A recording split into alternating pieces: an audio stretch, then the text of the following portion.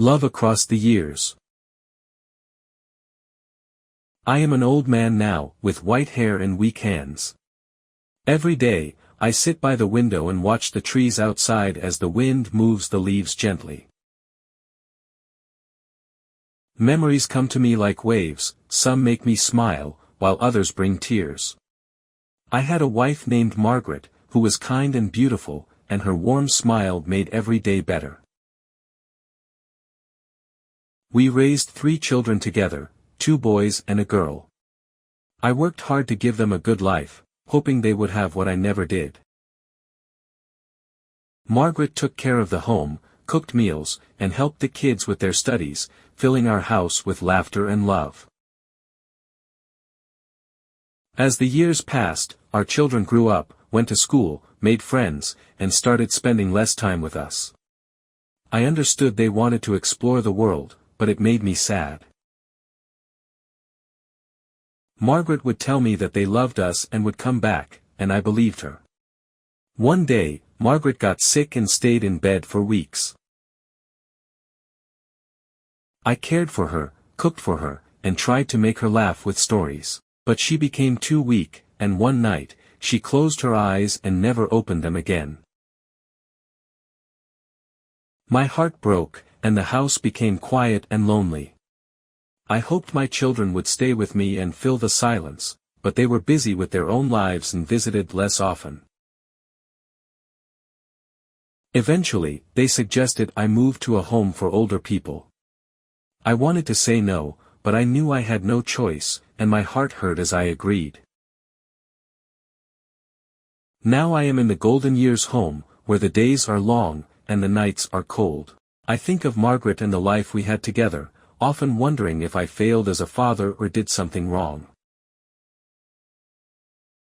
There are no answers, only silence. The home is clean and quiet, filled with other elderly people lost in their thoughts. Some talk to me, but mostly I sit alone. The nurses are kind but busy, bringing meals and medicine and sometimes smiling at me. Every morning, I wake up early to watch the sunrise, the light painting the sky with colors, giving me a moment of peace before the emptiness returns. I think of my children, where are they? Are they happy? Do they think of me? I remember carrying them on my shoulders to the park, playing games, and laughing. I worked long hours to buy them clothes and toys, teaching them to ride bikes and helping with their homework. My hands were tired, but my heart was full, they were my pride and joy. Now they are far away. They call sometimes, but their voices are hurried, and before I can answer, they move on. I understand life is busy and that they have their own families, but I still wish they could visit more. One day, a nurse gave me a notebook and suggested I write down my memories to feel better. At first, I didn't know what to write, but soon the words flowed. I wrote about Margaret, her soft voice and laughter, and my children, their first steps and bright smiles. The notebook became my friend, a way to share my pain and love. I hoped my children would read it someday and understand how much I loved them, but sometimes I worried they might forget me. Days turned into weeks, and I kept waiting by the window, hoping to see my children's cars arrive. Each time I heard an engine, my heart jumped, but it was never them. My hope faded but never disappeared. I decided to write letters to my children, recalling good memories and describing my life here, my quiet days, and the memories that comforted me. After mailing the letters, I waited for a response. The garden outside is small but filled with flowers, roses, daisies, and tulips.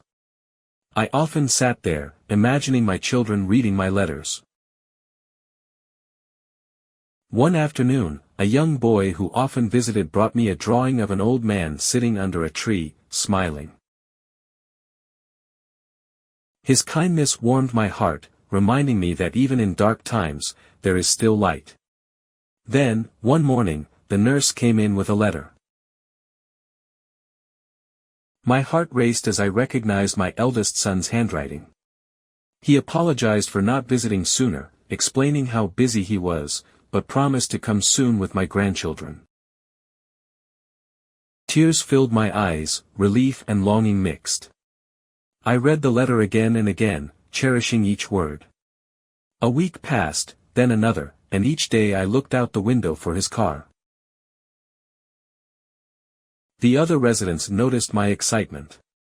I told them my son was coming, and they encouraged me. But as more days went by, doubt crept in.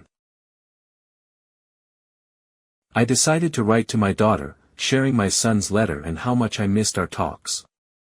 I gave the letter to the nurse to send, and once again, I waited. The waiting was hard, but the memory of my son's letter kept me going. I spent my days in the garden, often talking to the young boy about his dreams. One day, he brought another drawing, a family under a tree. His innocent gesture brought tears to my eyes, and I placed it next to my son's letter. Then, one bright morning, I heard footsteps in the hallway, different from the usual sounds. My heart raced as I listened. The door opened, and there stood my eldest son, looking warm but hesitant, with two little children beside him. Tears filled my eyes as he approached, saying he was here. I opened my arms for a hug, feeling his embrace for the first time in years. He introduced his children, who smiled shyly and handed me their drawings. The room came alive with their presence. We talked for hours about life, love, and the past. My son promised to come back soon, this time with sincerity. A few days later, my daughter visited after receiving my letter. We hugged tightly and spent hours talking about her life and dreams, and she promised to visit more often. For the first time in years, I felt surrounded by love. The young boy continued to visit, bringing joy and drawings, and one day told me I looked happier. I smiled and agreed. As days turned into months, I realized that life isn't about how much you give, but about the moments shared with those you love. My heart, once heavy with loneliness, was now filled with gratitude. I still missed my wife deeply, but her love had taught me to be strong. Now, as I sat in the garden with my children and grandchildren, I finally felt at peace.